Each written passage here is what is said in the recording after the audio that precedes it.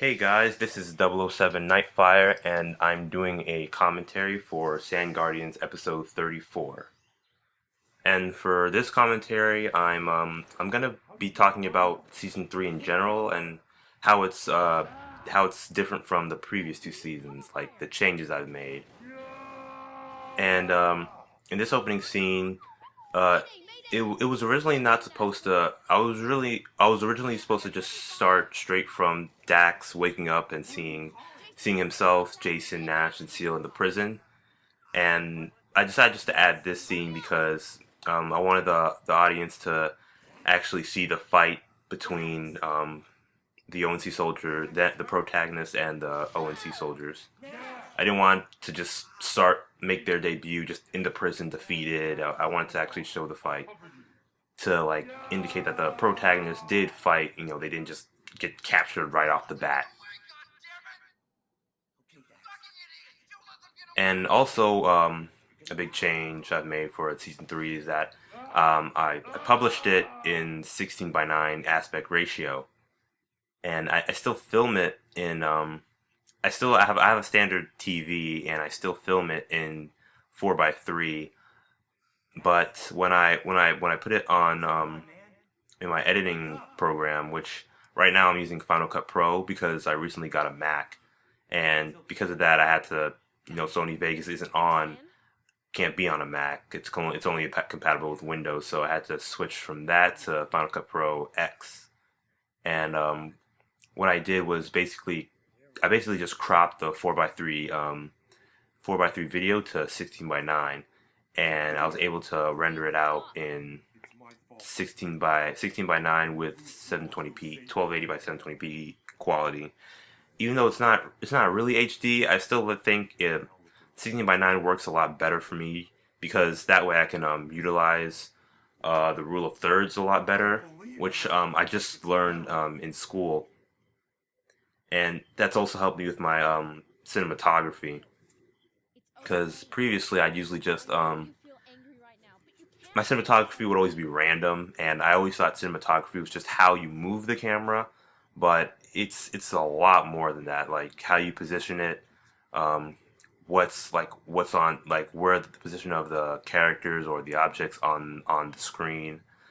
And I watched the video by X Digital Virus, and it was about filming a Halo Mishima, like using depth of field, and it's like a 30-minute video where he just tells you cinematography tips for shooting in Halo Machinima, and I thought that was really helpful. So I'm gonna give kudos to X Digital Virus for making that video because it really helped me um, position where I should focus the camera on, like um, for many of the dialogue scenes, even this scene right here, um, when a character is talking to another character, like this one right here, with when Bernard's talking to Jason briefly, it's mostly just close-up shots. What I'll usually do is just keep the camera at the regular angle, like a wide. But if I keep the camera at a wide angle with the characters talking, you'd be distracted by the backgrounds, the other characters in frame.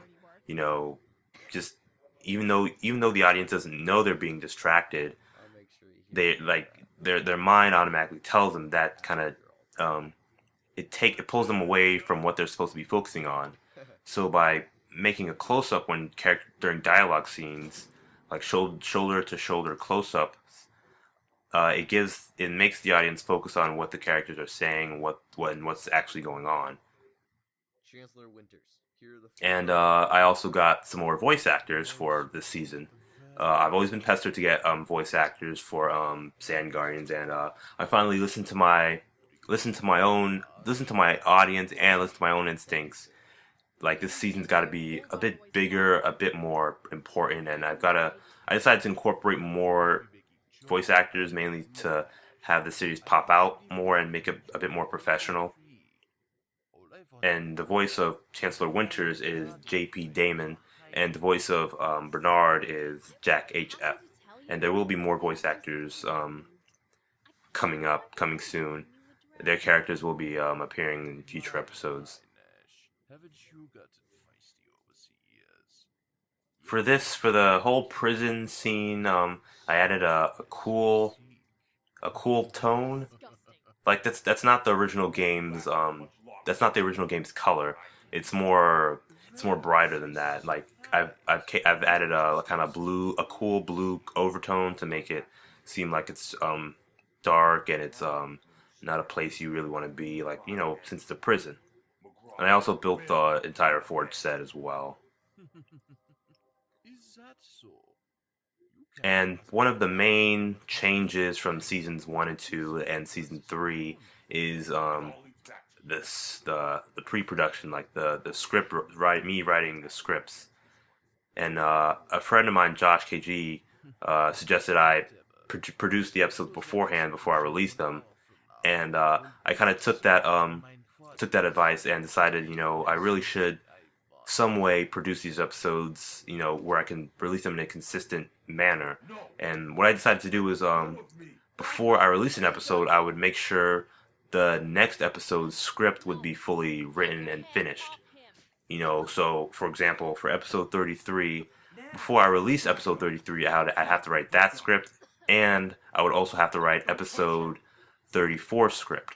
So when episode 33 was released, episode 34 script was already written and done.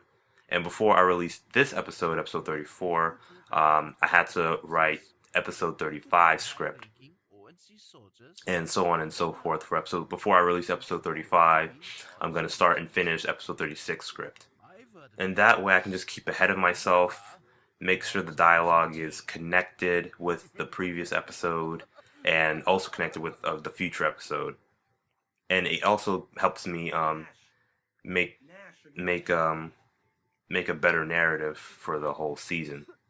So that's been probably the biggest help for me, was just writing scripts in advance. But we have to help Seal. How? And back to the cinematography, I'm gonna talk a little quickly about that before the episode's over.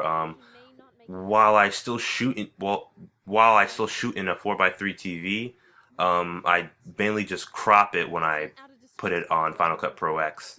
And what I do while I film it, I kind of back out a little bit to show more negative space on the tops and bottoms, and just leave the sides alone. And that way, by adding more negative space to the top of the screen and the bottom of the screen, when I put it on Final Cut Pro X, when I crop it, it can just crop those portions. I can just position the camera where I want it to be, and it's been really, really helpful.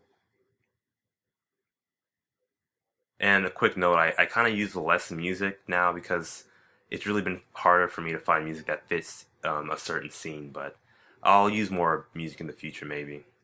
And yep, that's it for episode 34's commentary. I hope you found it enjoyable, and thanks for listening. See you later.